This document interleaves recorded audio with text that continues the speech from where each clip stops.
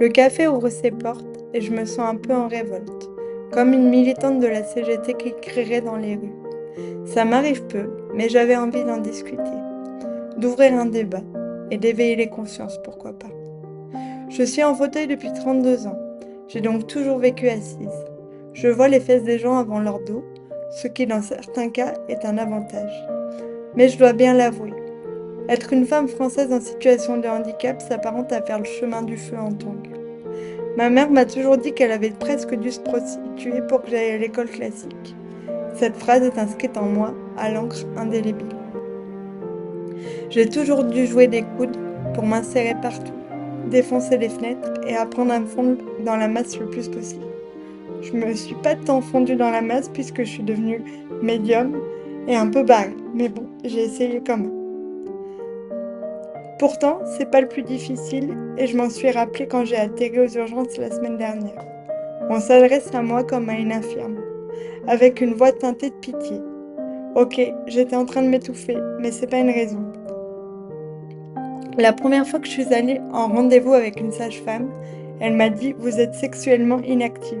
Et c'était pas une question. Assise est égale à personne ne veut te baiser.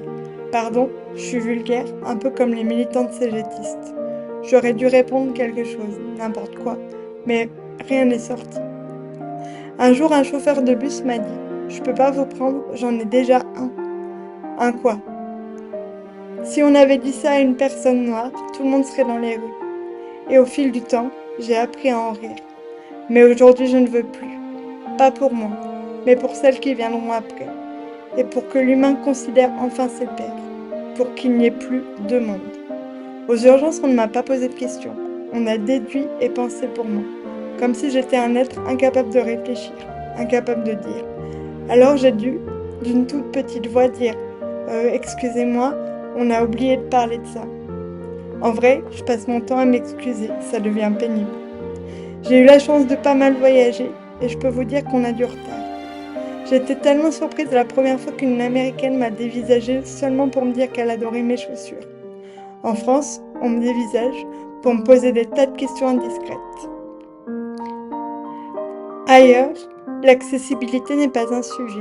Je ne dérange pas. Et c'est si bon. Un jour, je le sais, je quitterai la France.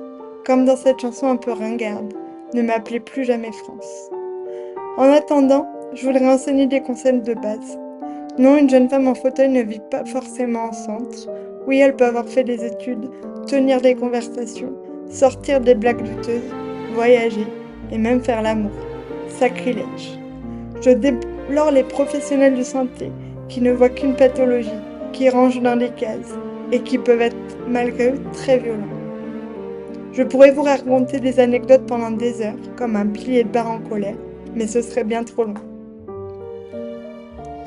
Je n'aime pas tant porter cette voix-là. Pourtant, ça me semble nécessaire. Les regards doivent changer, pour que le chemin du feu en tongs s'arrête.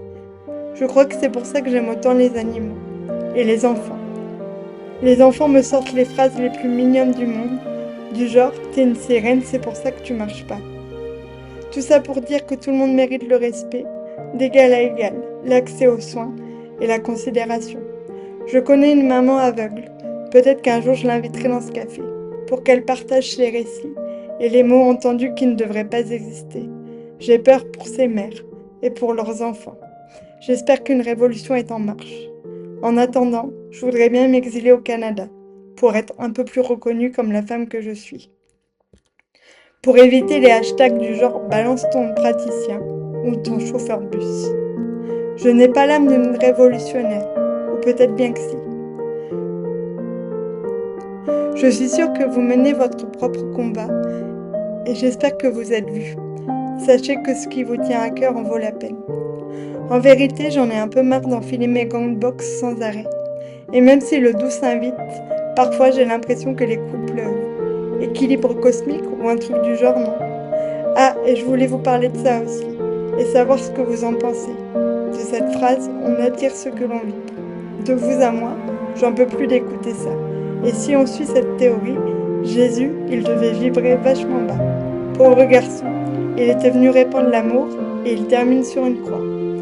Je suis sûre que personne lui a dit « Bah ouais mon gars, T'aurais dû vibrer plus haut, c'est bien dommage. Je crois profondément qu'on fait comme on peut et que chaque émotion, chaque vibration a sa place. Je m'égare et ça devient fouillis. Finalement, ça ressemble plus à un podcast sur ce qui m'agace et ce que je voudrais enlever à la vie, comme les gens qui boivent dans mon verre, ou ceux qui disent « ça va, ça se mange, c'est périmé que d'une semaine ». Je m'égare encore, mais les militants de CGT font ça tout le temps. Je ne sais pas ce que vous retiendrez de ce podcast, mais moi, ça m'a fait du bien. À jeudi, Manon.